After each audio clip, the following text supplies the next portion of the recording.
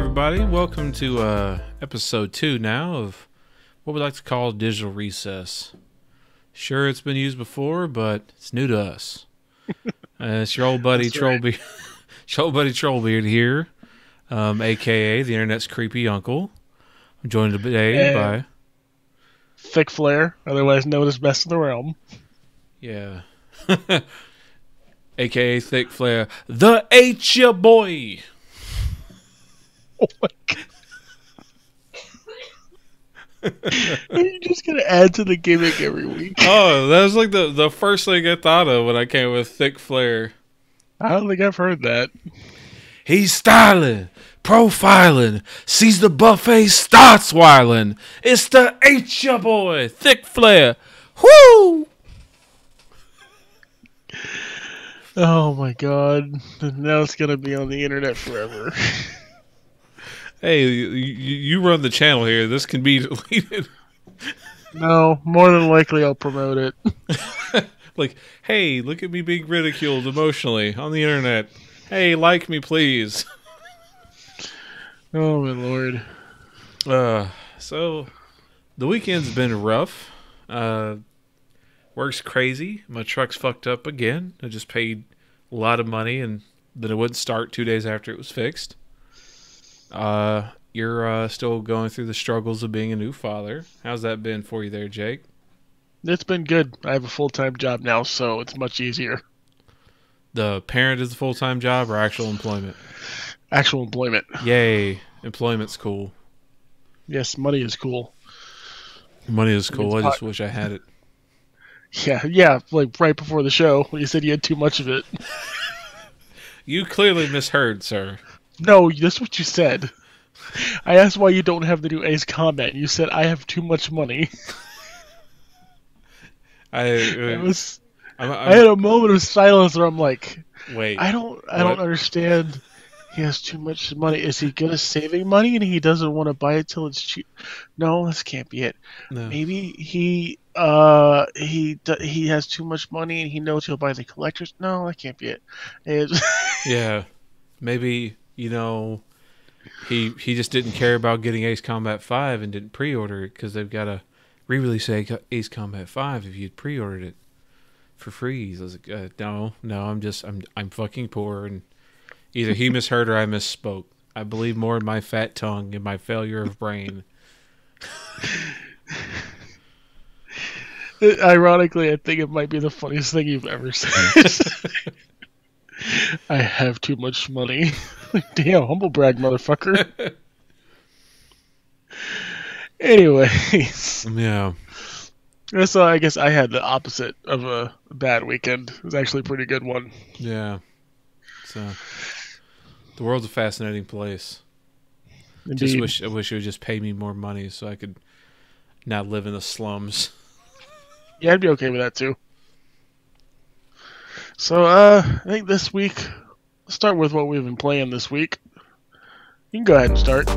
Alrighty, so, nice hot shadow drop Monday, which was already kind of leaked over the weekend. The only thing I've really been doing all week is clearing a couple Fortnite challenges and playing an idiotic amount of Apex Legends. Are there daily challenges in Apex Legends? No, I've just been trying to finish up the Fortnite stuff since the current season is about to end. Okay. But yeah, I played a decent amount of Apex Legends. I played like 2 hours maybe. So, yeah. Which I'd imagine you played a lot more. Well, the first night I played 2 hours, and then the next day I played I think about 12 hours, and I streamed like a solid 10 of it. Damn. That's what you got to do. Yeah, I mean, like if I'm playing, I'm streaming, 99% of the time, and I just really, when I fall into a game, it's, I go deep. Yeah, once I get an office setup, I'll be able to do that, and office setup and a babysitter. So. Who knows? Till then, it'll be mostly podcasts for me. But, yeah, I played a bunch of Apex Legends. obviously not as much as you, but I did play enough to where I know I enjoy this game, and I'm gonna be playing a lot more of it. It's just, yeah, like you said, is that what it's shadow launching when they just drop it randomly? Yeah, like a lot of people had known about it, and it had kind of started to leak over the weekend because Yeah, literally like the Friday before or the Thursday Friday they had an event where they had a bunch of media people, a bunch of influencers. Man, I hate that word, but I mean it's effective at describing what they actually do.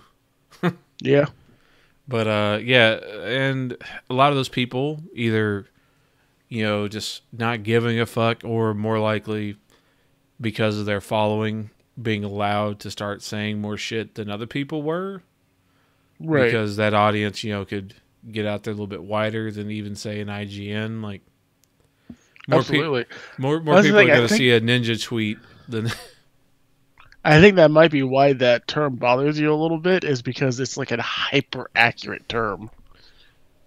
Well, it's just like it's kind of like insanely spot on, but also reductive at the same time. It's like, Yeah, I mean, these people are realistically just out there doing the thing, making content, but because of their fan base and their appeal, a lot of people will follow along with like their opinions, their taste. So they do become influencers, by proxy. Because it's just one of those words where, like, it's like, what you don't have a real job? Like, I imagine a lot of those people have their family every Thanksgiving. Like, so, you put in an application? It's like, no, Mom, I make $60,000 a month on YouTube. How would I get a fucking job? yeah, it's true. Yeah, like you see some of these guys like popping up like insane numbers, which right now, like a lot of those people that are having insane numbers still had them beforehand. It's just they get a little extra pop right now. I think Shroud, one of the big Twitch, content creators, he's been. I like that term more. Yeah, like that one's more literal to what they actually do on a regular basis. Influencers is more always feeling to me like the people that are just out there tweeting like, "Hey guys, check out this new purse," or "Hey guys, Yeah, use coupon code butt stuff to get 10% off a new chair." Like that should be our first promotional thing. Oh. We pay people to put butt stuff in their posts. Yes, but To get out of context. but yeah, so like Shroud was on a 28 game win streak with some of his buddies that were previous Counter-Strike pros like himself. So they were streaming like that first weekend, started blowing up. Then they were just on this insane streak that I think was like 27 or 28 wins by the end of it. And he peaked over 100,000 viewers just that one day. Was that the weekend before it came out? That was the weekend it did come out. Or Okay. So this was probably like Wednesday, I want to say. Because I heard that influencers had it before it came out on Monday. Well, Monday is when it just dropped. But Yeah, some of those people I heard had. people had it before then. Well, they like Shroud himself had confirmed, and other players had been out to respawn like as early as like 7 months ago. Okay, that's what they meant by they had it early. Yeah, they had been doing like test plays and feedbacks. I remember like Gotcha. seeing some different people talk about like this event they got to do, this place they couldn't talk about it yet, and they were real excited. Like guys like Daquan, he's a well-known Fortnite player, things like that. They had all been to this like event and plays tested it with them and provided feedback, which a lot of companies do. Like even when Smash Ultimate was coming out, they had like a roster of well-known players providing feedback. Yeah. Yeah, man, I really like it. Titanfall 2 is one of my favorite shooters. So when I heard that there was a battle royale coming out, I was excited. And then it's a free to play game. Hell yeah. I feel like the free to play or the it's all cosmetic stuff. I feel like that's all pretty fair. I've actually got a bunch of cosmetics already for not playing very much. Yeah, every level up till 20, you get an Apex pack every level, and then so far after 20, it's every other level. So it's literally Okay. it's following the exact same progress path I want to say Overwatch did as far as Overwatch is every level. Is it still every level? I thought they'd Yeah. so something else probably did that then I'm thinking of, but Yeah. it's very similar in Overwatch and a lot of its structure. Yeah, I was gonna say that kind of sucks that it's every other one, but at the same time, I also don't give a fuck because it's cosmetics. Yeah. The thing that bugs me, because like I've spent probably just under $60 already on this game. Damn. Well, because I bought the Founders Pack. There's like a little $5 starter pack. Oh, I didn't see that. And then I was annoyed at the thought that after I spent like the points I had that came with that Founders Pack, I was stuck at like 50. I had like an odd number of the paid currency, and the smallest pack to even that out to get that down to 0 was the $20 bundle. So I bought that and picked up just a bunch of Apex crates, as they call them. Just the one-time thing. I'm probably never spend another dime on this game unless they add like the season passes, kind of like Fortnite does. I think they will. Which I think they've already kind of confirmed they're going to be following a similar model of like large updates every 3 months. I think that's smart. With, like newer content. They've talked about they're going to be adding actual different maps. Mm-hmm. So it's not all going to be Kings Canyon. They're going to be, bringing in other areas, other arenas. Yeah, that to me was pretty obvious because they talked about Kings Canyon this, Kings Canyon that, and Kings Canyon is pretty prominent in the game. Like, why would you mention the map so much if you weren't going to introduce more? But yeah, like on my PS4 is where I've been playing. If you look at people's status, like on the PlayStation Network, it says playing squads on Kings Canyon. Right. So like it already has it listed, exactly like it was. They've got the infrastructure set up for multiple maps with all that stuff. Yeah. And yeah, I just fell deep. I really do think so far they're very transparent. They've got all the drop rates on the... I saw that. That's interesting. Yeah, they've got the drop rates in the loot crates as to what percentage chance you have to get. You have a guarantee that every 30 crates you will get a legendary. There will not be duplicates from the Apex crates. So you don't have... Since there's not like a dusting feature, like you can't break like duplicates down like in Overwatch. Right. The only thing I do kind of dislike, much like Overwatch, is it's got a lot of bullshit ass padding in those crates.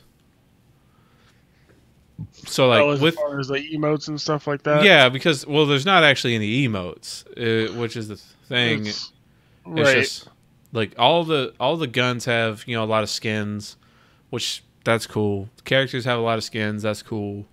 The thing that bugs me is shit like stat trackers are in crates. Mm-hmm. So, like, on your character card, you can unlock stat trackers. And that's per character. That's not just, oh, hey, I unlocked the shotgun kill stat tracker. I can put that on anybody. No, I unlocked the shotgun kill stat tracker for Gibraltar and Gibraltar only. And that's another item that'll just be, like, in the crates to, like, potentially pop open. Yeah. There's also, like, all the different little intros and outros for your character, which only play rarely. So, like, there's the intro the intro quip is for if, say, you are the champion at the start of the match. Yeah. Or when you win a game, that plays at the end. So really, you're only guaranteed other people will hear that thing once, and that's only if it's at the start of the match and you were the champion. I do like the kill quips, though. The kill That's clips, pretty yeah, cool. the kill clips play all the time, and people hear those, and a lot of those are pretty fun. Yeah, like it's just real good. Like I think they've made smart decisions. Balance wise, there's some strong issues of certain guns just kind of being pointless. Like the one legendary skin I got out of like the crates I popped just because I burned through all of them Yeah. was a legendary skin. Looks cool. Don't get me wrong. I think the skin was neat, but it's for the fucking Mozambique. The Mozambique is yeah. AIDS. Like it is. I never used that thing. It is a fucking butt tickler and a half. I haven't tested it, but I just looked at it and went, "You're useless, right?" Yeah. So the Mozambique is a triple barrel shotgun. So it fires each barrel, and each barrel shoots out a pellet that does 15 damage. Also, I don't think it's very good in Titanfall 2. It was great in Titanfall 2. It just wasn't like worthwhile compared to the other shotguns. Like if you had the Mozambique and say like a sniper, like you'd just be busting shots at the sniper, then run, chase somebody, slide in, two-type them with the Mozambique, and you're done. Now in this game, due to the armor abilities and all the things, like the Mozambique max does like 45 damage. Damn. The wingman gets 6 shots, and each one of those shots, the revolver pistol, is 45 damage. So I could shoot you with 3 shots of the wingman and kill you faster than 3 shots in the Mozambique.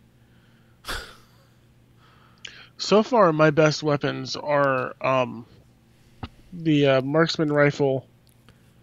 I can't remember the name. Is of it them. the G7? Yeah, the one that takes light ammo. And there's an SMG that I loved in Titanfall 2. It's like the R97. The R99 is the crazy spray and pray standard SMG. Yes, that's the one. That's the one I have like a billion kills with in Titanfall. Yeah, I personally preferred the alternator in Titanfall 2 to the R99, but in this game the R99 is like an absolute death ray. And the default assault rifle is also really good. The R301 is great. It's just a slightly slower firing, better range mid of the R99. It to me, those are the two weapons I prefer to pick up. I've used the sniper is called the double take, right? So there's the guns that count as snipers are the G7 Scout, which I don't like that much. Like it's reliable, it does good damage, but it fires so slow compared to you know, it's really good if you get the drop on somebody. Yeah, like it's one of those things. Like if you catch a window where you can get 3 shots in pretty quick before they can reliably react, it's great. But it's outclassed by the other 2 snipers you can find easier. Right. Because the other one is the triple take. It was the double take in Titanfall 2, and I always make that mistake because the triple take in this one. Because it's a 3-barrel sniper instead of a 2-barrel sniper. And the other one would be the longbow. The longbow is like the more traditional, like semi-auto sniper. That's an actual like thunk. Like it's a slow firing hard hitter. I've used the triple take and I wasn't really very impressed with it. So the triple take, you only ever really want to aim body shots unless you get the precision choke like you can put on the shotgun. So then after a second, it'll like charge up. It has like little click, click, click. And then that like focuses in all 3 bullets into the one spot. So Shit, I didn't know that. So then you can reliably aim and hit like 100 and something damage headshots repeatedly. Do you have to hold down the trigger or just hold you just hold aim and you'll see it like clunk, clunk, clunk, and then it'll close. That's why I'm not impressed with it. I'm using it wrong. Well, like if you're just shooting it, like it's got 5 shots. The only issue really with the triple take is that it is energy ammo, and sometimes it's hard to find that shit. Yeah, I was unimpressed with that. I was also unimpressed with the LMG that uses energy ammo. The devotion is utterly goddamn insane. But it takes a long time to adjust to it. But if you find the turbocharger, one of the hop-ups as they're called, it makes it way more reliable because it makes that initial crank up much shorter. Okay. But yeah, the devotion is one of those things where, like, if you just, like, pre-fire, say you're coming around a corner, like, by the time it cranks up, it is a death ray. Like, that thing is, like, 40 bullets, and once it's fully charged, there's, like, no recoil on it. So then it just comes, like, a beam of death. And it is idiotic. But, for the most part, it's rough initially. Yeah, I think it's just I got to learn these weapons. I like that I have to learn these weapons, that they're not, super simple, and some of them are a little bit different. Yeah. The thing that happened to me when I initially started playing was I basically had to unlearn most of my Titanfall 2 habits. Right. Because even though it's got the exact same guns for the most part and a lot of the same feel, it does not have the mobility. It does not have, the wall running. Mm-hmm. It does not have the grapple hook for Pathfinder, the robot guy. Like, you can't look the other way and, like, speed swing around. And I think that's good that it doesn't have all that stuff. Well, it's not that it's good that it's not there. It's just that they couldn't make it work with this many people, and that helps change the flow to better fit the Battle Royale style.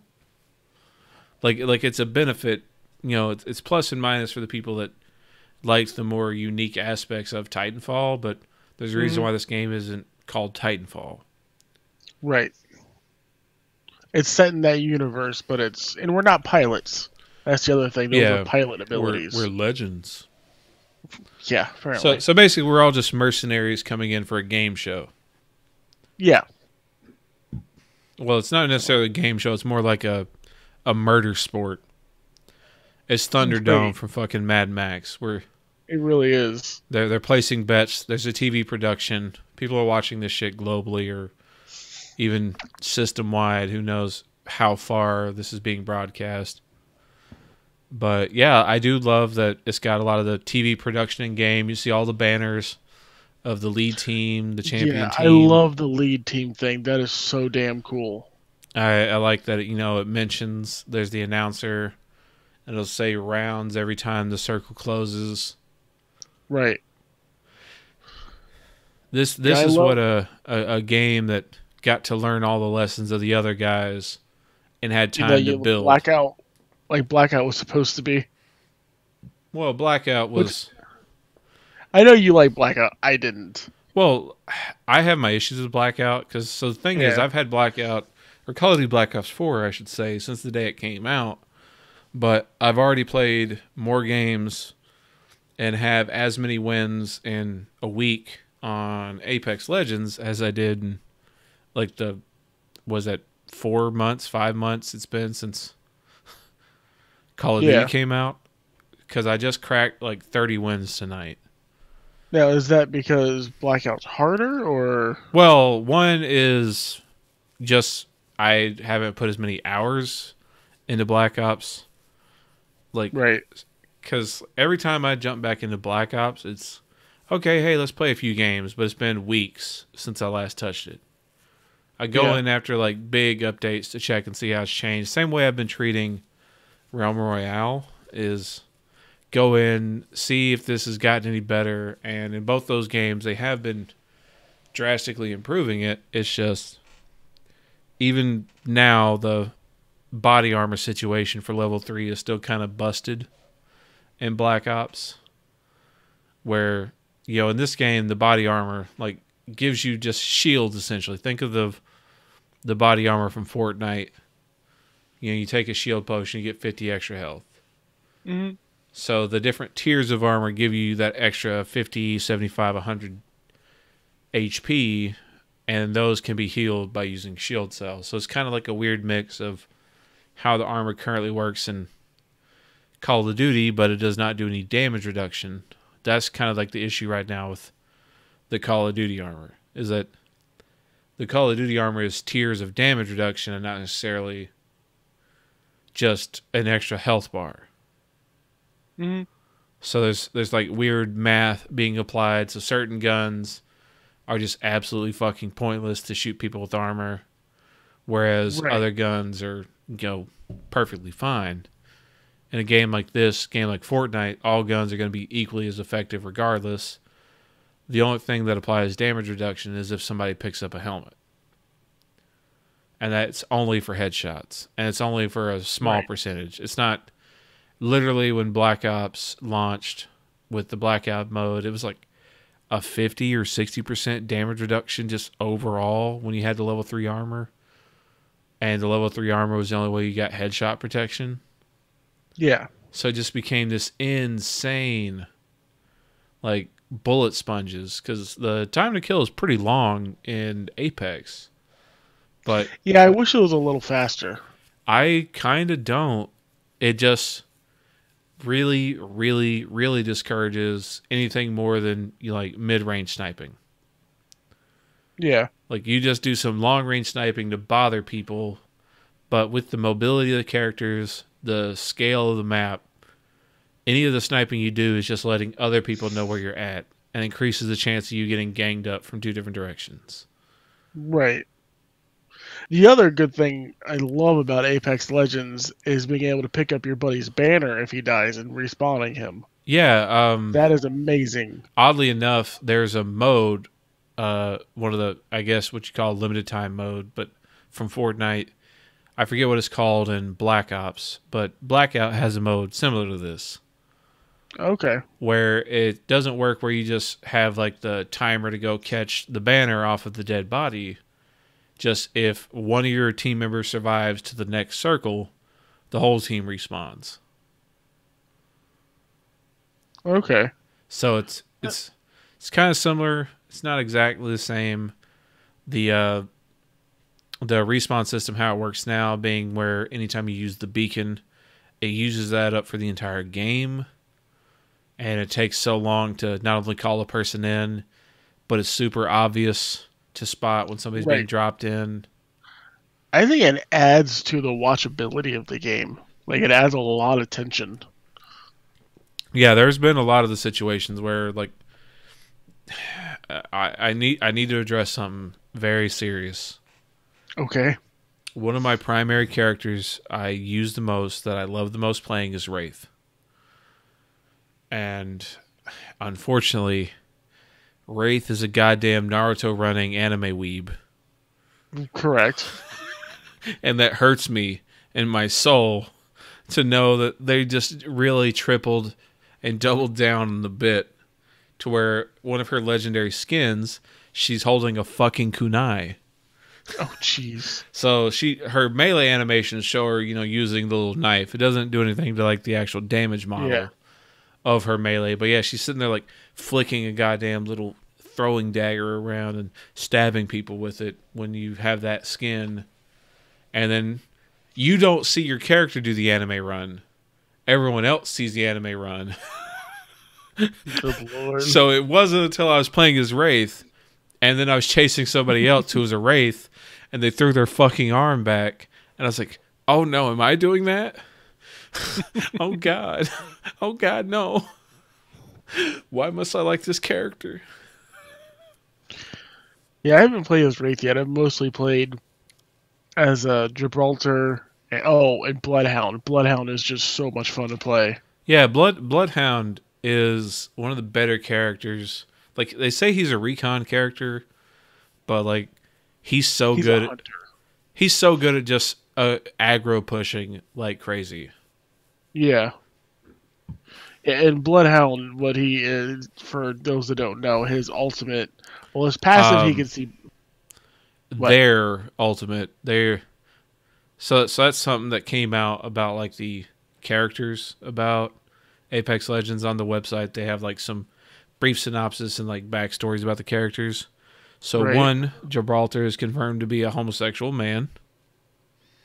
Okay. And Bloodhound is non-binary and not known. Like their gender is unconfirmed. Okay, so their passive ability Yeah. is it can see like footprints and stuff like that. Yeah, and it'll give you a little timer as to like how many seconds it's been since they passed through. Yeah. And then the ultimate ability, they kind of like freak out and they can see through walls and shit. It is just so damn good. I love using that ability and that's the other thing about this game is the ping system. Being able to say like there's enemies over here or people have been here recently. Like you don't need voice chat. Yeah, that was one of the cool things they were talking about. Like the devs, like we made our play testers spend an entire month, random names, no voice comms, only allowed to use the ping system. That's awesome.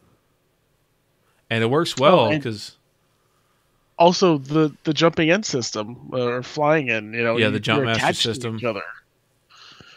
That is so damn cool. Where you have your other two people you're jumping with because you cannot play solos. And I'm gonna go ahead and say it. I don't think solos should be allowed in this game. No, the entire premise of this game kind of falls apart. If you do, but they're talking about putting solos in. Which I was annoyed initially that solos aren't there because Me too. Solos are the best way, honestly, to learn most of these games. Sure. Because it puts you at higher risk and forces you sink or swim. The jump master thing, the only thing I personally really like about the jump master thing is if somebody else... Which is when you're going into the map, you have the other two people literally attached to your side. One of you is a jump master deciding where to go. The other two people can say, we should go over here, and they can break off on their own. But for the most part, there is one person deciding where you are going to land. Unless you manually choose to launch alone. Right. Or break off after the jump starts. But the last person to pick their character is the jump master. Oh, I didn't know that. Okay. There's no character stacking like they eventually got to with Overwatch. So per team, you can only have one of each character. So you can't like stack like 3 Gibraltars and like cheese it like it was a fucking Destiny raid.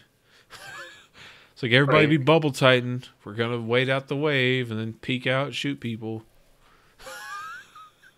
Yeah, I mean, for the most part, this game really is Blackout meets Overwatch. I feel like it's more like Blackout than it is Fortnite or PUBG. Yeah, well, because it's meant to be more fast-paced. It's got a lot of mobility. Yeah. Being able to scramble up walls is really cool. So if you jump and look up as you run up to a building, they will kind of wall run up a little bit. And you have like pretty good vertical mobility to climb things and get away from stuff. Yeah. Yeah, I love being able to being in a firefight and jumping behind a building. Or, just a wall or something. Or just, hey, I'm Mirage. The guy throws out a decoy. I hit my ultimate, which pops out a bunch of me, and I go invisible.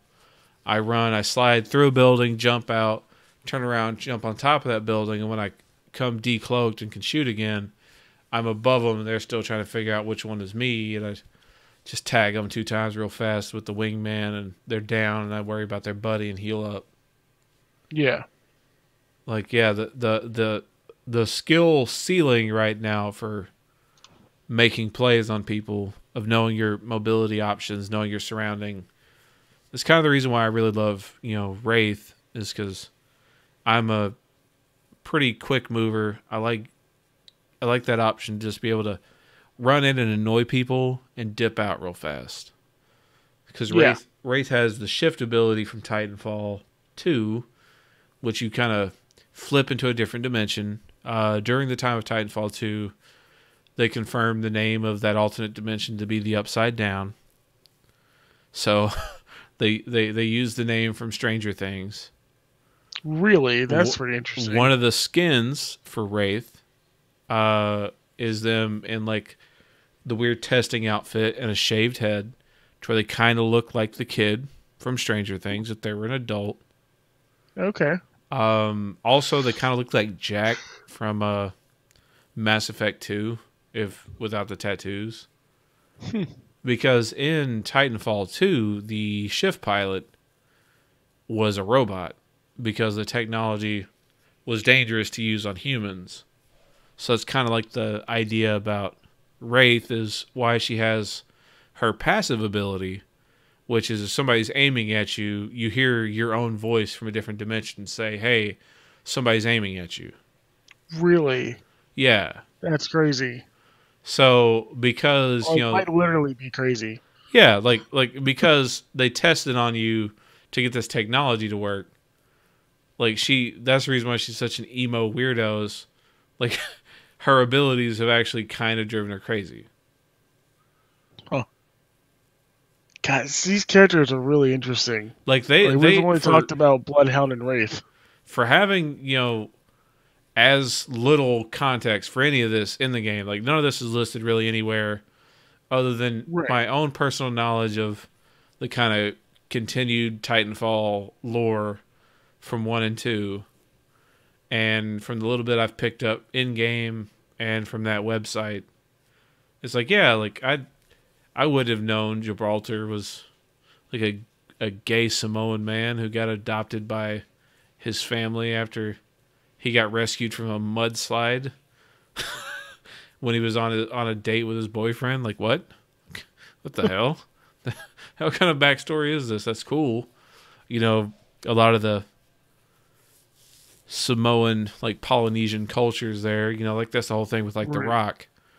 Like the family he's associated with, in wrestling, like that's just kind of like a thing. People get adopted in to these groups. You know what, E-Clan? Yeah. I know too much about wrestling. Yeah, it's all just really interesting. I'm kind of curious, long term where they go, because I enjoy Caustic, the guy who throws out these fat balloons that put out gas that does damage over time. Is he worth buying? So the thing is, by the time you make it to level 40 in game, you will earn enough currency to buy both Mirage and Caustic. So by level 20, you'll have exactly enough points to buy one of them without having to pay in-game money. Okay. You don't have to spend a dime. The grind. I think I've already spent some on skins and stuff though. But if you were to buy Caustic and Mirage just outright, the actual Apex credits amount is about $15. So each character breaks out to be basically $7.50. Okay. So yeah, I unlocked one of them with the money currencies I got from buying the starter pack, and I unlocked the other guy with the in-game credits because I'm at like level 31 now, I think. Okay. But yeah. I hope they come out with a pay $30, you get all the characters. No, I severely doubt they'll ever do like a full-on like permanent character pack like Paladins did, because I imagine they might sell like with the battle pass kind of thing, make that thing like $15 every month or every 3 months, and you get both characters. And, I'd be okay with that. And like a little group of skins, but I imagine they're going to keep either like the level grind or the pay a few bucks if you just want to skip the grind part. Yeah, I'd be okay with that. Because like you get 600 of the in-game currency every level. And one of those characters is 12,000. So like I said, 20 levels and you'll get a character. Right. I hope they stick to the kind of Fortnite model of resetting your in-game level every season, so that you'll have that initial wave of getting more Apex packs.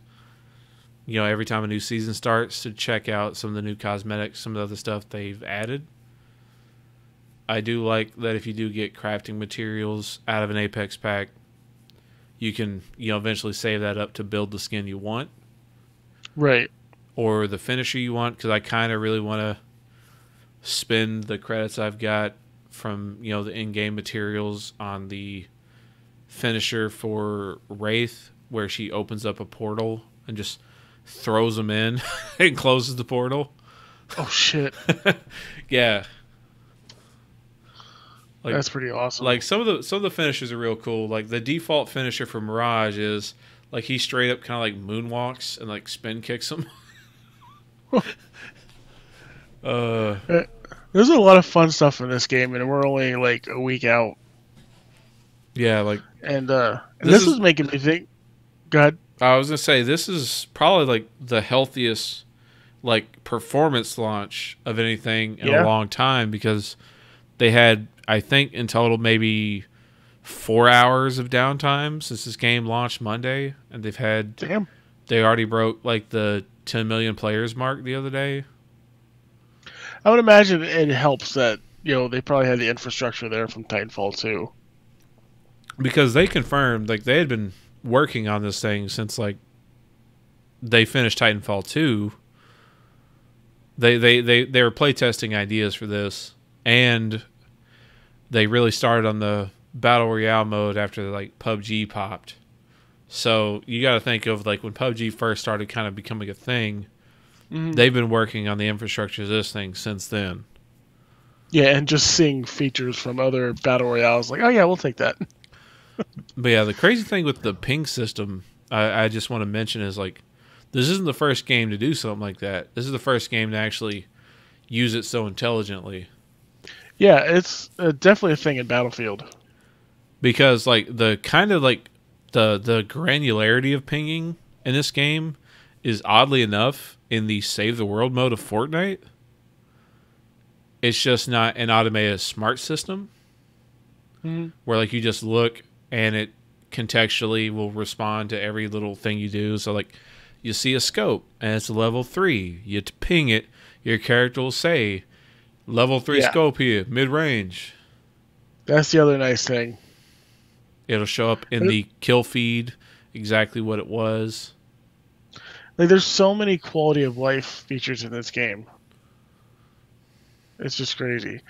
But then that makes me think like the fall from grace of PUBG, which I think there's still a lot of people playing it on PC. Yeah, so like the thing is like outside of North America, PUBG is still like pretty dominant, especially in the Asian Asian markets. I think it still is in North America too. And I think PUBG at this point is League of Legends for battle royales. Like it's healthy, it's never going anywhere. You just hear less about it because it's not as exciting. But also this puts a whole lot of fucking pressure on the Battlefield 5 battle royale. Yeah, because 5? Yeah, 5. So yeah, the fire break or whatever, like firestorm. Yeah, whatever it's gonna be. So oddly enough, did you see the utter fucking shade the EA CEO threw at DICE with their earnings call? I did not. So EA had a fairly steep drop in their stocks for the one day. Now, granted, they still like came out like highly performing on all their shit last year, but they didn't meet like the goals they had set to try to match up. And like the CEO just straight up said, "Hey, a lot of our games didn't perform that great," which Battlefield 5 was still top 10 best-selling games in North America for the year. Yeah. So like it still sold well. It's just like as far as like public perception goes from the people who are out here listening to podcasts, constantly being involved, like those people don't care about Battlefield, but there's still a big, massive chunk of people that bought that shit. I'm a Battlefield guy through and through. I played, probably played 3 hours of Battlefield 5, and I'm kind of done. Yeah, like it's better. It's definitely the best Battlefield I've ever played, but it's still not enough to make me drop it for all the other stuff I'm playing. Yeah, it's still just more of that Battlefield you already know.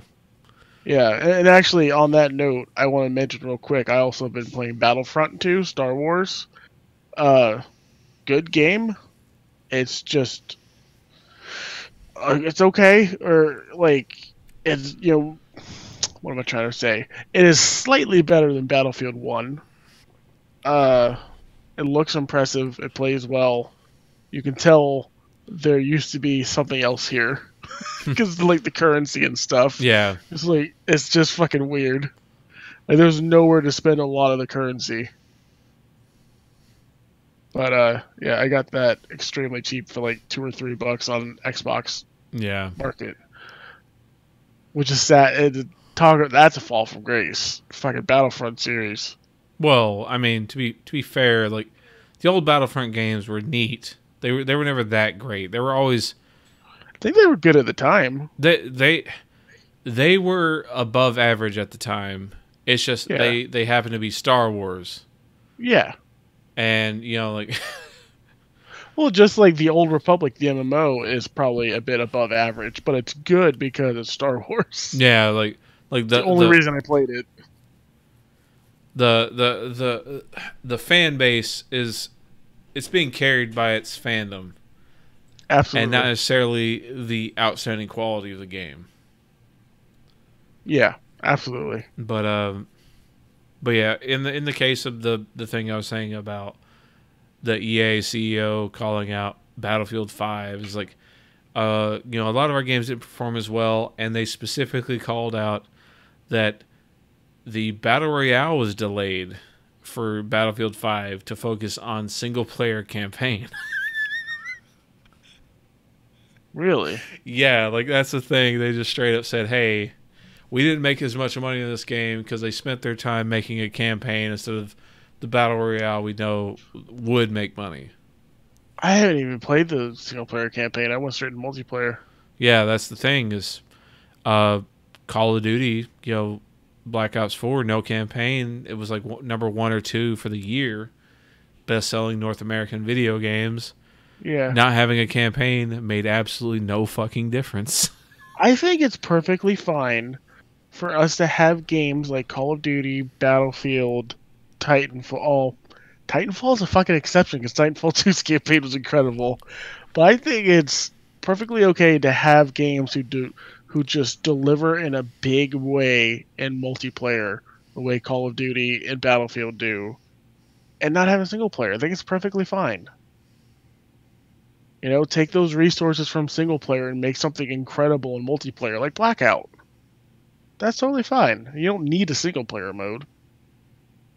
It's probably an unpopular opinion. Yeah, that's the thing is like the people on the internet that are going to complain about Call of Duty are majority of people that don't play Call of Duty regularly and are just mad at its popularity. The same people that talk shit about Fortnite, and look at the fucking difference Fortnite has already made in the world of video gaming. Look at Apex Legends realizing they couldn't charge for this game.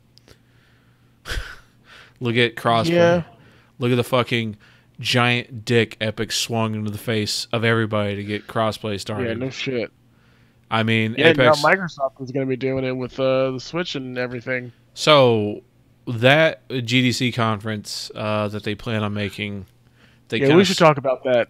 I was going to say they scrubbed the actual description from the website after the story leaked. Mm-hmm. But basically, they are, from what the description said, they're making a cross-platform development kit, an XDK, to basically use like your friends list and the basic features that aren't video game specific of Xbox Live across multiple platforms, including the fucking Switch. Hell yes. Mobile phones, Mac, PC, Switch, Linux. Dude, I have doubled down on my Xbox just because I'm sick of all the bullshit with PCs, and I love my Switch to death. I am so glad it fucking worked out for me in a big way. Well, I mean, as far as what is initially like evident from the description they gave, since GDC doesn't happen until middle of March, and the actual real details of this aren't out there, is right now all it seems to be is this is just going to be like, oh hey, when you're on your Switch, you can hit the Xbox Live app, and if the game you have on your Switch and the game, say I was playing on my Xbox, supported crossplay, we could party up from Xbox Live and maybe use the in-game voice chat. Instead my understanding, it's also going to add achievements to the Switch. That has nothing to do with what the actual article said, the description. said nothing to do with achievements. That's what people are kind of. Okay. That's what people are kind of projecting on it because they want achievements because they're fucking idiots and you should not want achievements. Stop caring about the fake internet dig points. As someone who used to be that guy. Shut up. I hate you. All right. And that was this episode of the... So yeah, like the actual article pretty much only really told about like expanding the services and like achievements, people thinking like the Project Scarlet like streaming stuff idea, like all that stuff might eventually happen. But all this is telling me is basically the thing. This is setting up the foundation for all that stuff, and that's really exciting. Because Epic has already posted out to like, hey guys, free to use. We've got a software toolkit to make crossplay a thing on all your games. And here's an infrastructure system. You just have to spin up servers to handle, party systems and cross progression, cross talk. So this is kind of like Xbox saying, hey, we're going to get on this business because we spent billions of dollars on Xbox Live. Yeah. Let's try to make more use of this service by... In the actual opening sentence, I want to say of the description they had for this conference was they were on 40 million Xbox enabled devices, and we could open up to more than 2 billion devices by going to phones and the other platforms. No mention of Sony anything, but that's to be expected. Yeah, Sony, drop your shitty OS and just go with my Xbox Live. Well, the OS and Xbox Live are two different things because the fucking OS of the Xbox One is absolute cancer. It's fine. No, it's not. It's better than PlayStation's. It's really not for usability. I hate going to my buddy's house and using the PlayStation 4 for anything. It is just so cumbersome and terrible. I can get around the Xbox just fine. Well, it's all idiotically simplistic on the PlayStation. It's like you scroll the game you want, or you scroll over to the video thing and you start up Netflix or Hulu. See, I feel like it's idiotically simplistic on Xbox. I think we're just gonna have to agree to disagree on this one. It's like, oh hey, I have to look at fucking ads on every single page of this fucking dashboard on the Xbox. See, that doesn't faze me in the slightest bit. I was like, oh, hey, every time... hit the guide button, go to my games and apps, and that's it. It's like I have to scroll past the fucking Mixer tab every fucking time I want to go over to the store. It's like, I don't give a... You can hit the guide button, go down to store. Yeah, that's if it's, in that little quick menu. You can adjust some of the shit that's there. But again, that's all shit of me not using it. But even then, once I go to the store, I was like, oh, hey... I've got to remember which one of these fucking tabs actually gets me to video games because I'm not going to buy movies, rich shit through the the Microsoft Store. At least they trust us with the keyboard. We don't have to press A, look at all the A titles, and press T, look at all the A titles. That's not how it works on Sony anymore. But anyway, that's been fixed for 5 months. Console wars are happening here on this podcast. I'm just saying, I'm a fan of minimalism. There's a lot of tedious extra horse shit on the Xbox. But anyway, Apex Legends is fucking cool, man. RIP Titanfall 3. Yeah.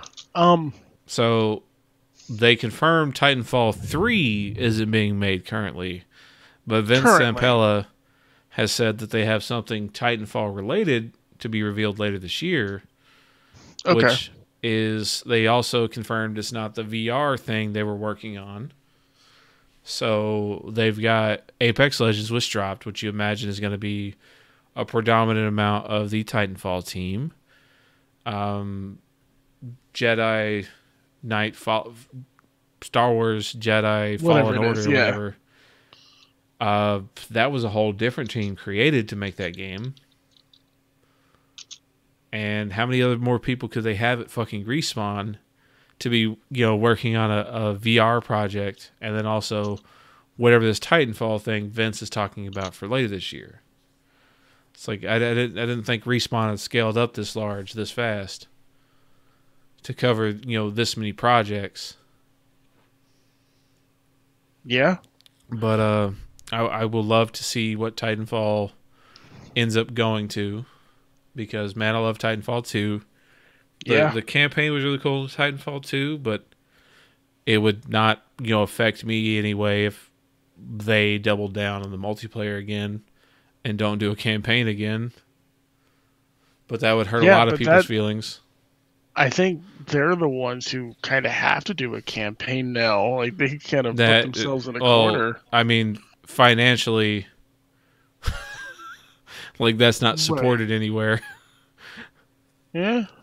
Not financially, but...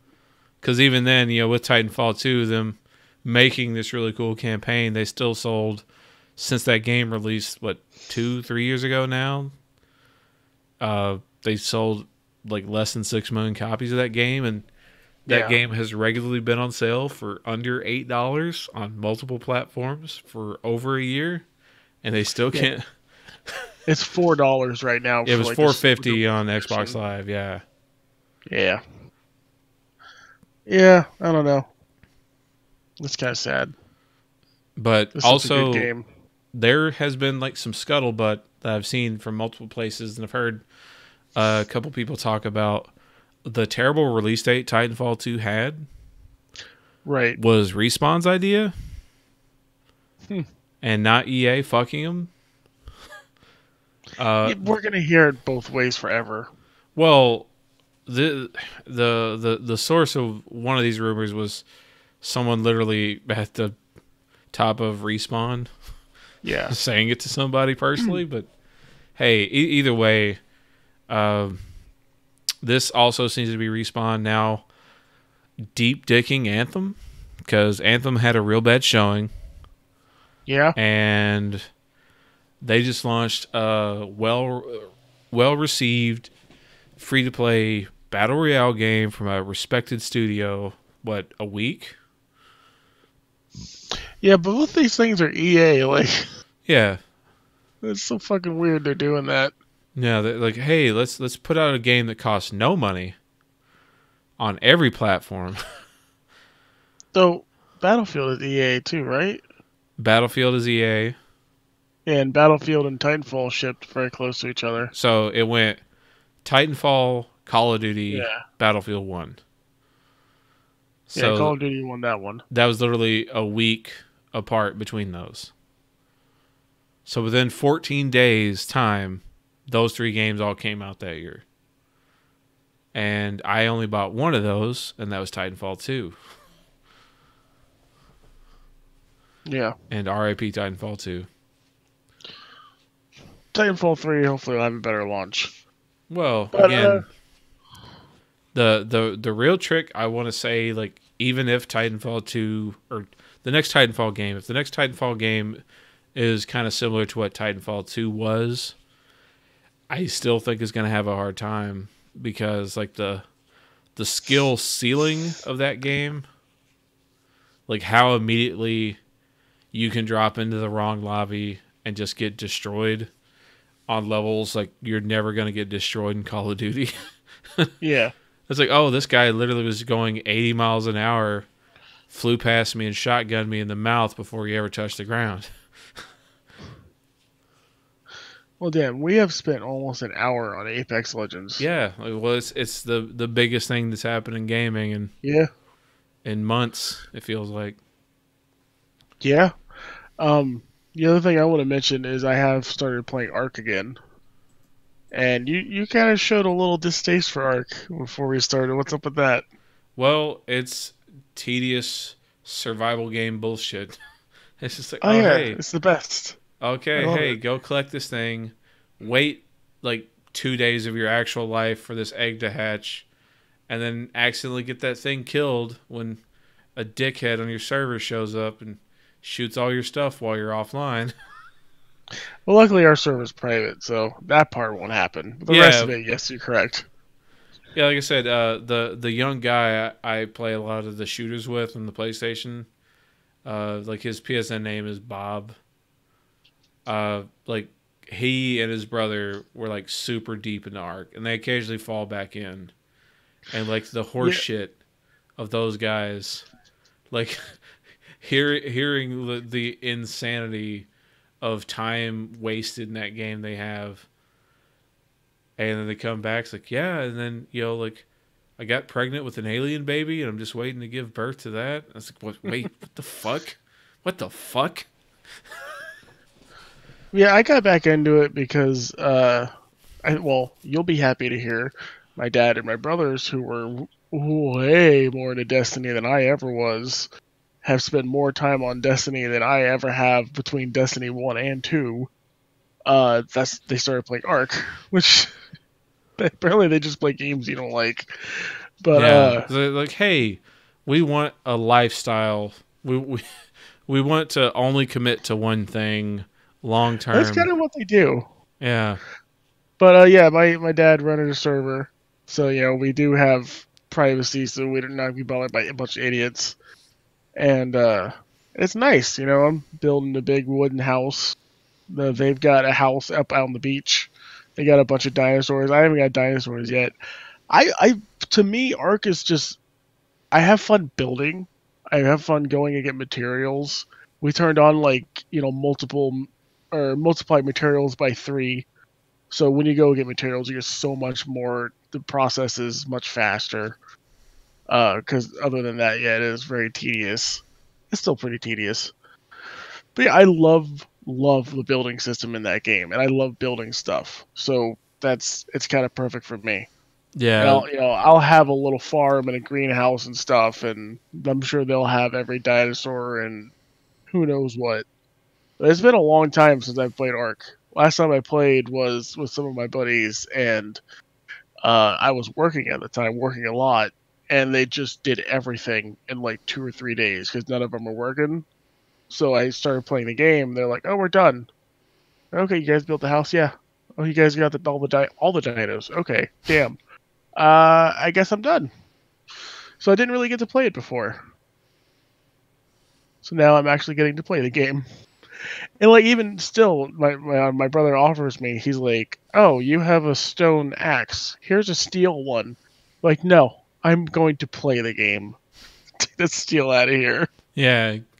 Get that shit out of here. It's like my friends when they were all like deep into Borderlands 2, they Right. figured out all like the weapon dupe glitches and weird spawning Yeah, that shit. stuff's boring to me. So then like they'd all pass like all this crazy high level shit around, and then like literally the next week, like, man, this game got boring real fast. It's cause you fucked it up. Like, Yeah, no shit. like you skipped the entire loop they had for you to do to have a reason to keep playing this game, and then you're mad that it ran out of shit for you to do because you immediately like bullshitted your way to like the best stuff possible. I have a buddy who literally did that with Skyrim. He thinks Skyrim is boring because every time he plays it, he loads a mod that gives you every item in the game. Like kill stuff. Yeah, and it's just like, It's like, well, you're doing it wrong, you idiot. play the game as it was intended, and you'll find a better joy there, bud. But yeah, Yeah. the same reason why I don't like Ark is the same reason why I never, for any second of my life, found any joy in Minecraft. Found any joy even in like Terrarium, which is, in my personal opinion, better Minecraft. But Yes, I still don't like you it. are 100% right with that. Um, And Starbound is better than Terraria. it's just, yeah, it's like all these games. It's like, man, it's just I don't care. Like this is all like basic, click through task stuff. Like I've never enjoyed. It's all, oh hey, let me go back here, go do this, go do that. It's like, no, like PvP has like been like my predominant reason to ever play video games. Cause like I'm the worst friend I think I've mentioned before to ever have to want to play a video game with. It's like, cause like I only play the video game because I enjoy the moment to moment gameplay. Like I do not give a fuck about socializing with anybody. It's cool when that happens. Right. Like when I'm down to play the game, I'm the best friend you could ever have playing that game with. Because I give a fuck about it. I'm usually pretty good at it. I'll help you learn. I'll help you get better. But But the moment I'm done playing that game, I'm fucking done. And they're like, oh, man, some people are using games to socialize, and I've never been that guy. It's like, hey, I enjoy competition. I'm going to drop in, going to murder some fucks. I'm going to jump back in lobbies on Tekken or whatever. Play that shit, which I haven't actually played a fighting game in years because I took that shit way too seriously. I had to get out of that lifestyle. Yeah. But it's just like, yeah, that's the reason why like I saw Anthem. Like, I didn't even try to install the open beta because like I knew the moment it said no PvP, that was a game I'd probably play for 5 hours and then uninstall it and be mad at it. Right. Same reason why like a bunch of people I know are playing the private beta right now for the Division 2. It's like, yeah, but the PvP looks boring in that game, even though they have added apparently dedicated like straight PvP modes and not all Dark Zone stuff, which seems like a good change. Modes in the first one, like just regular PvP. It's like it's very generic though. Yeah, they've expanded on that. Yeah, I think they learned some of the better parts of the PvP stuff. They ended up adding to Ghost Recon Wildlands, which was like neat stuff. It was just like, oh hey, here's just an open map with the basic mechanics of what Ghost Recon Wildlands is, and it's 2 teams of 4. That multiplayer came too late. Yeah, it came literally a year later. Yeah, people had moved on from that game because the multiplayer in Ghost Recon is really good. But nobody played it because everyone was done playing it. Well, the thing is ironically, that game was always still selling well.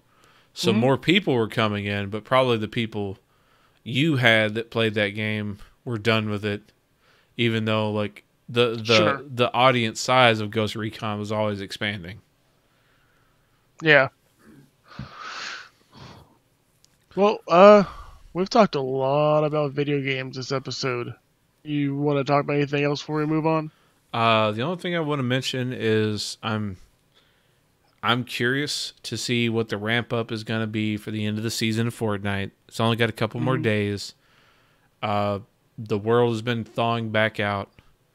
One of the skins you unlocked was this guy who was obviously like a lava monster who was frozen in the giant block of ice in the big frozen castle where the crazy murder sword spawned originally before they took that out of the game. Right. It's just right now, a lot of the guys who are real big into Fortnite that have been playing heavily on Apex, the simplicity of Apex right now compared to where Fortnite has gotten to is kind of really calling for the idea of Fortnite, if they want to maintain like the audience of like actual like pro players that give a fuck about that game versus the mass appeal audience that they're always going to have, they kind of need to hurry up and get out a ranked mode. Yeah. That gets rid of some of the bullshit, because right now like planes are just cancer. Like the planes are fun in Fortnite, but anybody trying to take that game even slightly seriously, planes just fuck every inch of that up. Yeah. Like there's already a lot of like mobility options in that game. They have tons of rifts everywhere. They've got balloons.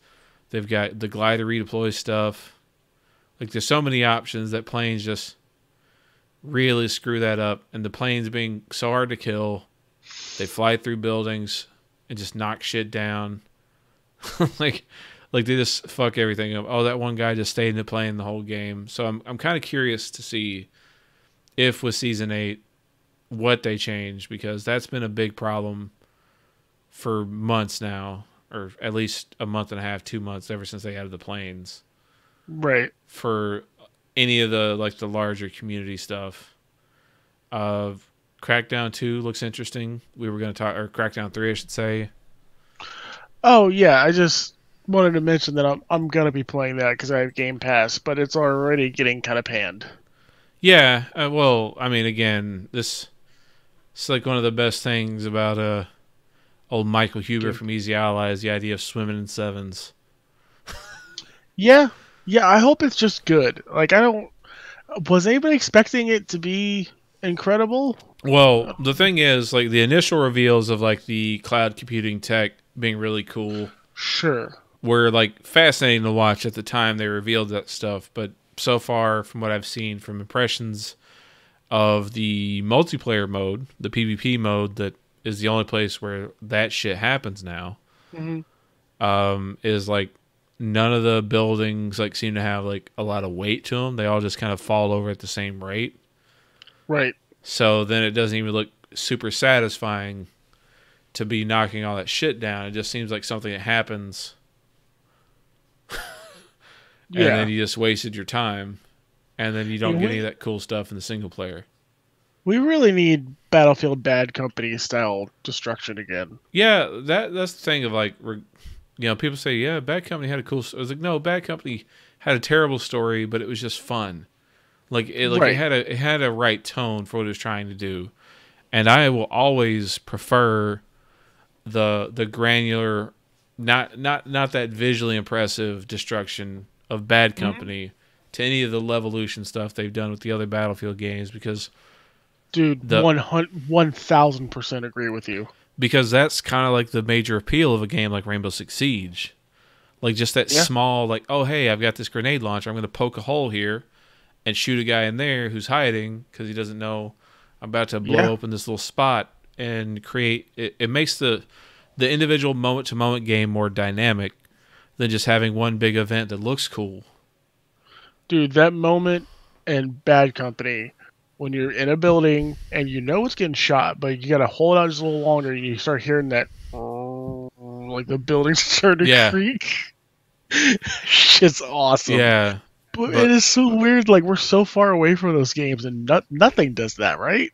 Well, Siege does it in a very small amount. Well, Siege does it in a fairly small scale. Like Yeah. those levels have, like, massive amounts of, dynamic spots where you can change the map. Because even, like, things where you can't, like, blow completely through, like, you can, like, put a wall breach on the floor and blow out, like, the support and shoot through, like, the metal cracks and, like, do all sorts of crazy shit in that game. But yeah, you're not just like, oh hey, here's this small map of, like, 8 houses and you can just shotgun a hole in the wall and blast a grenade in there and gun the guy down when he runs out. Like, nothing is doing it on the scale that Bad Company was. Yeah. Even though, like I said, it was insanely simplistic what Bad Company was doing, but it was just way more enjoyable structurally to me as to what the moment to moment feel of that game became was way better. Yeah, because the Levolution stuff was amazing the first time you see it, like holy shit's going down. But then after that, it was just like, all right, that thing's blowing up. Yeah, it's like, I remember the first time I saw the Levolution stuff when they brought it in Battlefield 3, which was, the first game after Bad Company 2 from, the Battlefield franchise, which Bad Company 2 was the last one I ever cared about. But I remember the first time I saw the Levolution stuff, and it was like this whole, like, skyscraper breaking down. I was like, oh, it's the fucking Eiffel Tower from Twisted Metal 2. Like I saw this, like, 15 years ago, guys, and it wasn't that cool then. Right. It just looks cool first few times, and then just makes a different path to walk over the next time you come in that area. Like it doesn't do anything else to the moment to moment running and gunning. Right. Yeah, hopefully they bring back Bad Company and all that stuff someday. But I do want to move on to our kind of special topic here because we're running a bit late. Yeah. So, me and you, we have met through a common interest, and that was, well, I found you on the Kind of Funny subreddit, worst day of my life. Unfortunately. But yeah, Kind of Funny. Before we get to Kind of Funny, I do want to talk about, like, what other YouTubers do you watch? I mean, honestly, like, I think we talked about it the last time we had the show about, like, our favorite things.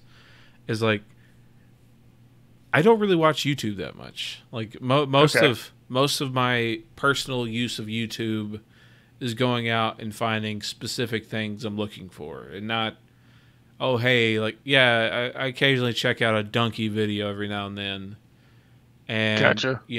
my buddy is real into like hot ones, and I eat a lot of spicy food, so occasionally I check those episodes out. If it's Hot one's damn good. Yeah, like if it's somebody I recognize, I also like occasionally try out some of the hot sauces they show on that show because like I eat idiotically spicy stuff all the time. So I'm like, hey, they actually think this one tastes all right. Let me buy a bottle of that. But yeah, like even with kind of funny, like I'm a 99% podcast guy. Like Sure.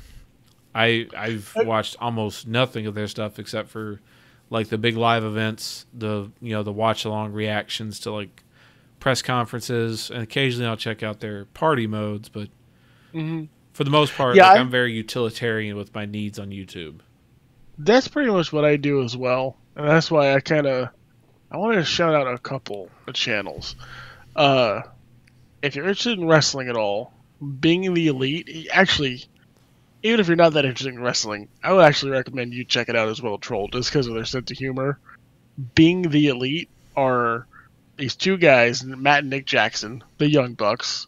They're a very extremely popular indie tag team, and it's just them and their buddies. Basically, when they're on the road, it's a vlog, but they're also shooting skits, which has evolved into they had their own giant event.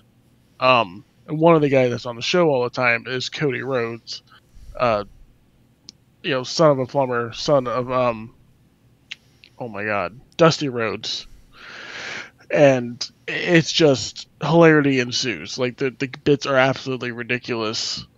They have a bit with this guy named Flip.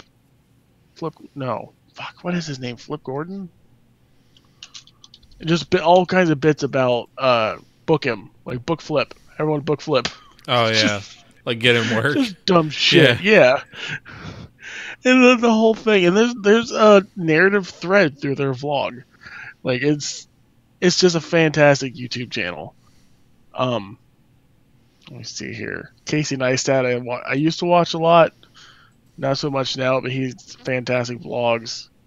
The way he cuts his videos are fantastic. Defunct Land. Have you watched any of that? I have no idea. He finds old Disney attractions and breaks down the history of them, what happened to them, things like that. Oh yeah, I watched a lot of that. I came across a series at one point. I think it was being done by Vice back in the day before they started their actual like TV channel. It was like Malls of America. Yes. And they were going into these like rundown malls and then talking to people in the town and figuring out, where it all went wrong. That sounds very similar to what you're talking about with the Yeah, it's a little bit like that. One of my favorite guys who watch play games is Jesse Cox. Dude is super entertaining. But that actually leads me to the two most important YouTubers I watch and have been influenced by are Total Biscuit, may he rest in peace, and Kind of Funny. Total Biscuit because I was told about him by a friend who said, if you need to know about video games, here's the dude to go to. Started watching the Co-optional podcast, discovered Jesse Cox, super hilarious, discovered Dodger, she's amazing, and through that, Greg Miller was on it a while back, found out about Kind of Funny, this thing he was thinking, I don't think he had left IGN yet at the time. Yeah, the one time he was on the Co-optional with Total Biscuit was before they had started Kind of Funny. I thought so. They were just kind of doing podcasts and Oreo oration and stuff like that.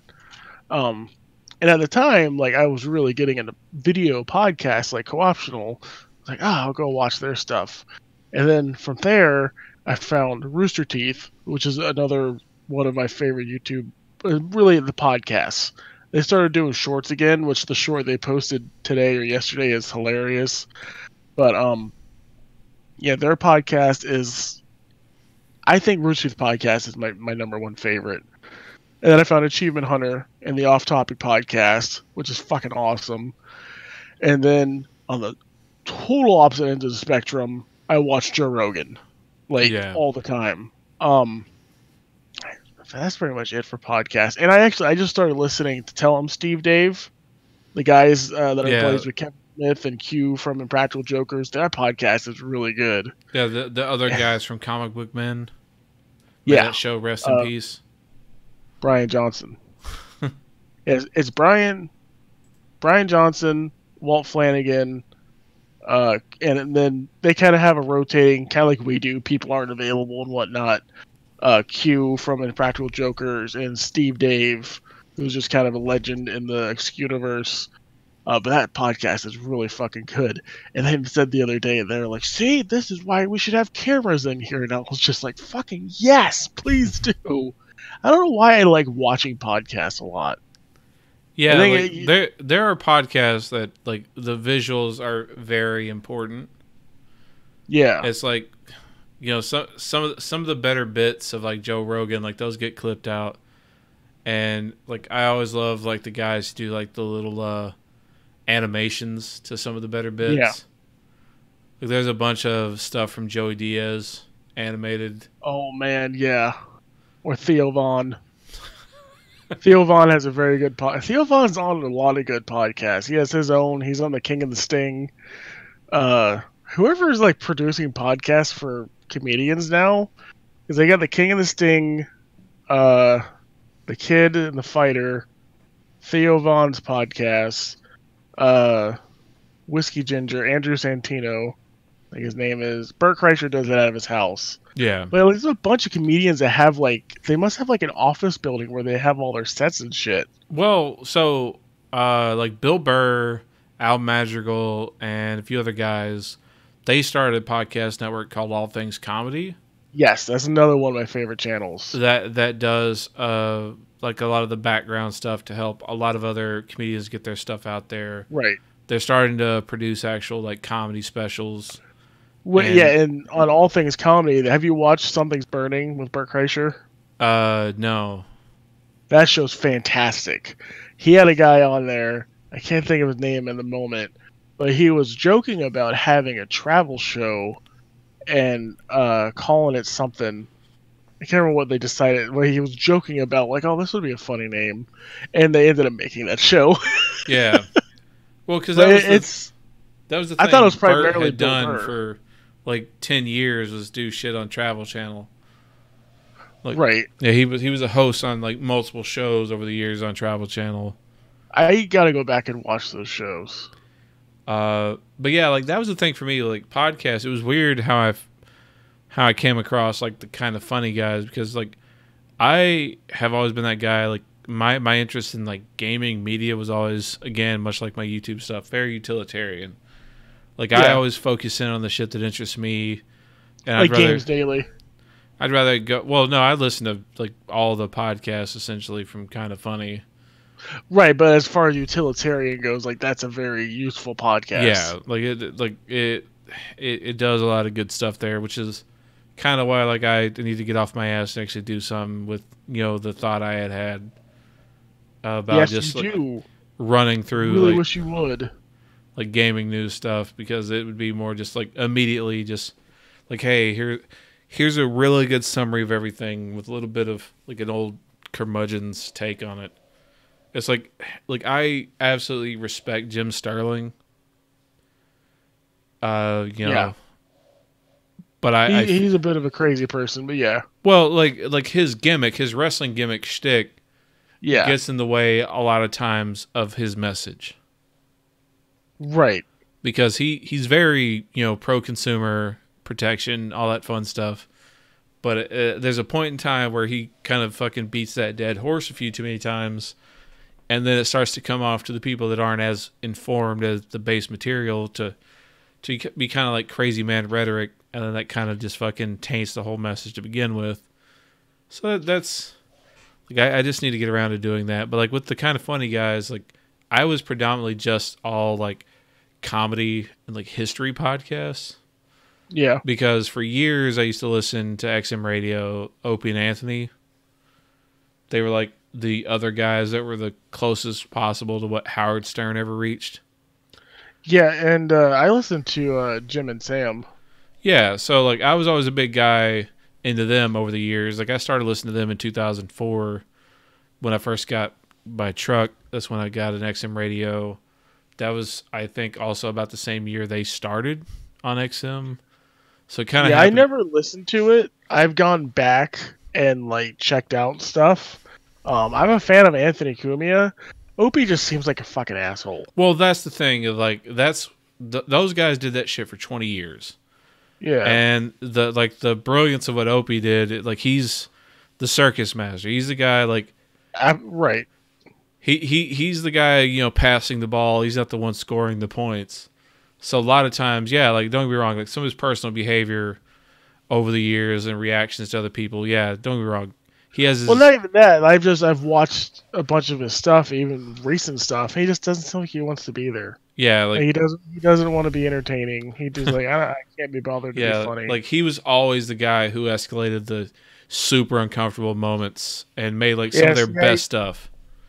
I really don't like people like that, so that's probably why I don't like him. Anthony Cumia just seems like a goofball. Yeah, he's a goofy weirdo. He had a drunk dad who used to. Yeah, but kind of funny is something that me and you know, we have in common other like video games and stuff. But yeah, when I discovered Kind of Funny, I remember watching a few podcasts and then just went to the beginning and binged. Yeah, like that's the thing for me. Like my whole podcast feed for a long time was just all the guys who would stop in and do Opie and Anthony because they were in New York. They had comedians. That's where like, you know, Bert Kreischer first kind of broke. That's where Joe Rogan got like his idea to even do his podcast. Like he openly says, "Hey, Anthony Cumia just said, fuck it, I'm building a studio in my house." And that's what got Joe Rogan to get started on podcasting. Yeah, that's why when people talk about, I've seen people accuse other podcasts of being like, you're copying Joe Rogan. Joe Rogan's like, I fucking copied Anthony. But yeah, like, so it was just weird one day when I kind of saw like the weird news thing pop up about like the split of like when Greg and those guys left IGN. Is like, I don't give a fuck about IGN. Like, I occasionally like see a review, read an article here or there that pops up. Just I've never been a guy who actively went to any website. Like I watched Up at Noon when there were guests on that I like. I actually knew about Greg because of the video of him interviewing Hogan, and Hogan chops him. That's where I know Greg from. Yeah, like he was the wrestling guy at IGN I liked watching. Like I had no clue who any of those guys were. Mm-hmm. And then when I like the thing broke and they started putting out some of the stuff, I checked it out and I was like, huh. So I gave him a shot. That was right at the same time where I had started checking out things like Giant Bomb. I was like, I realized just one day when that news article popped, I was like, you know what? I don't really listen to any gaming podcasts or anything about like my primary thing in life. Right. And I started checking a bunch of people out. That's when I came across a bunch of stuff. And yeah, from that day on, like I've been, you know, deep into the, you know, the Kind of Funny stuff, but I'm always like a lurker. Like I'd never really fucked around. So it was very weird when he made that post on Reddit that I responded. Well, I'm glad you did, I guess. Yeah. No, let's not talk about it. But yeah, I'm really happy to see them all like flexing out and trying new shit now that they've launched all these different shows. I think it's gonna be a much harder transition for me to get adjusted to Fran trying to host games daily.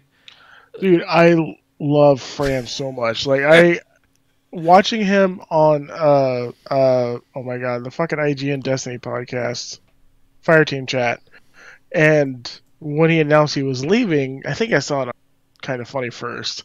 My first thought was, oh, I'm never watching that fucking podcast again. It's like I like Destin. What's his? No. The other guy? I'll get to that in a second. Mike Mahardy, is he on that one? No, it's Chomp Chomp. He likes hiking. That's a hell of a description for me to decipher. Like Chomp Chomp, he likes hiking. Oh my god. The photographer that works with Kind of Funny. Oh, he works at IGN. Shark Finnegan? Yeah, Sean Finnegan likes hiking. That's a fucking old Kind of Funny joke. But and then Yeah, Destin's too much. Destin is OP. Yeah, Destin is the guy who just does not give a fuck about anybody else but his like personal feelings on the matter, and he tries to be nice occasionally. No, he doesn't. But yeah, when Fran left that show, I was like, I'm never watching this again, and I don't think I have, because it's just Fran was my favorite part.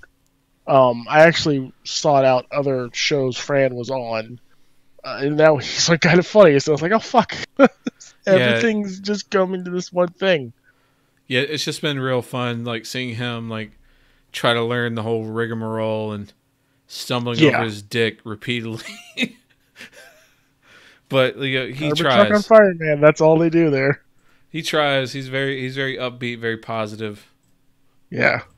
and Um. like it's weird, like the odd amounts of hate like Jared Petty used to get for being on those shows is like, Yeah, I thought that was weird. well, it's because he has a completely different style and opinion than the other Yeah, guys. but The other isn't that guys, what you want? that's apparently not. Like that was the thing is like they had it fucked up the mesh. Like oh hey, he's talking about things I don't care about. It's like, well, he's giving you context. He's giving you substance. Yeah. Like like even if you don't like the games he's talking about, you're like, oh, he's talking about some random game from 1987. I was like, yeah, you may have been born in the year 2002, you young bastard. I'm gonna drink your blood and hopefully grow my hair back. Can you imagine how boring this show would be if it was two of me just talking about Destiny the whole fuck? Oh, right, Fireteam chat. Um, like that's why I feel like you're such a good co-host, because I don't like fucking Fortnite. You love it. I don't really get into anime. You love it. I don't like a lot of the things that you like, Yeah. but there are cross sections of things that me and you both like, and also we appreciate the thing. Like I appreciate Fortnite, whatever. Yeah, And then, like I said, I respect Destiny. I just think it's a terrible game. And I but wish Bungie the best, but it's like we can get along and that gives us different perspectives, different approaches. when Jared started, I was worried that he was going to get chased off because of the comments and stuff. I still kind of wonder if that's why he left, but that 110% pure speculation. This is fucking stupid. Like, yeah, he's way more educated in video games than the other guys, has a different perspective, plays totally different shit than the rest of the guys. That's fantastic. Yeah, and he actually worked in making video games, so he has Yeah. like a lot of people were getting real mad like when he initially like left his old job working at EA, and anytime an EA story would come up on Games Daily, withhold comment because fuck, he still owns property. Like he's still a stockholder in this company. Doesn't he? Well, doesn't he legally have to? Essentially, part of it would only negatively affect him to say things about EA. Like there would be no benefit to him because if he said his actual opinions, if they were negative, that could potentially affect any of like his previous like severance package he may have still had, potentially encourage like the loss of value in the stock he owns being a previous employee, the payouts he would have got from that. Yeah. Like there's no gain there. People are like, man, shit on EA. Like, well, no, EA fucking is a business. Like that's always a thing that. Also, maybe he doesn't want to shit on EA. I was like, there's no benefit here other than to make the fucking vocal minority, feel better about themselves for a few minutes. Yeah. And you know how I feel about minorities. Wait, what? There you go. Ruin the podcast. Can't upload this one now. And now we hit delete. No. Jesus. I meant vocal minorities, guys. Loud people on the internet being assholes. Shitting on EA, that's low-hanging fruit. Yeah, it's like, hey, you can say shit on EA, but they're still the biggest company in the business. They still have created some of the best properties people care about. It's just now people are mad that those things aren't the same thing they were, 10 years ago when they cared about them, but you're also a different person now. Yeah. It's like thinking about Dead Space being dead, Battlefield changing. It was like, well, no, like the person you were when you first started giving a fuck about Battlefield was what, Battlefield 3? That's what, 8 years ago now? Yeah. It's like you're a different person at that point. It's not just EA and their shitty business practices, which occasionally they fucking get their shit straight with, games like Apex. But again, that's the thing. This business has always been a business. So somebody's got to get fucking paid, or else you don't get the game you like. Yeah. So I think we're actually going to hold the conversation right there. Because next time, because we're at an hour and a half, and I got to get to bed. Me too. Because, quite frankly, we haven't talked about Colin. We haven't talked about all the live streams. We haven't talked about, Games Daily or Gamescast or, Andy joining, Kevin's reveal. We're going to do this proper one time when Bob's not on, because Bob's just going to sit there and listen. He's like, huh? And we're just going to hear occasional clicks. Like, Bob, are you playing Elder Scrolls Online right now? He's like, he will be. Yeah, now I was looking at the store on Star Citizen. It's like, all right, Captain Ponzi Scheme. Oh, at least I'm not the only one that sees it that way. Yeah, well, millions of people see it that way, except for the small cluster of people that threw millions of dollars at the thing. Yeah. I don't think I've talked about my experience in that game yet.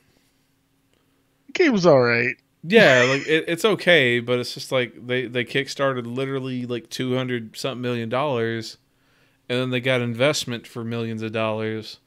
And like 200 years ago. And we're still looking at like absolute glacial progress on this development.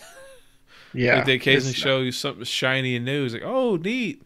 Wait. Yeah, this is exactly what they're doing. This in-game ship would literally cost me $600? All right, eat my ass. Nope, that's not the reaction. It's here's my money. Yeah, that's the reaction from the people actually, falling in, tumbling down that pyramid. Well, that's another podcast that we'll do without Bob. So, and I just heard the baby wake up. So, we're gonna go ahead and we're gonna outro this one. So, Troll, where can they find you? And as always, it's old Trollbeard there, Trollbeard with the _. I'm on Twitch all the time. I'm on Twitter if you want to bother me. Say hi. I leave people alone most of the time, unless I think it's going to be funny.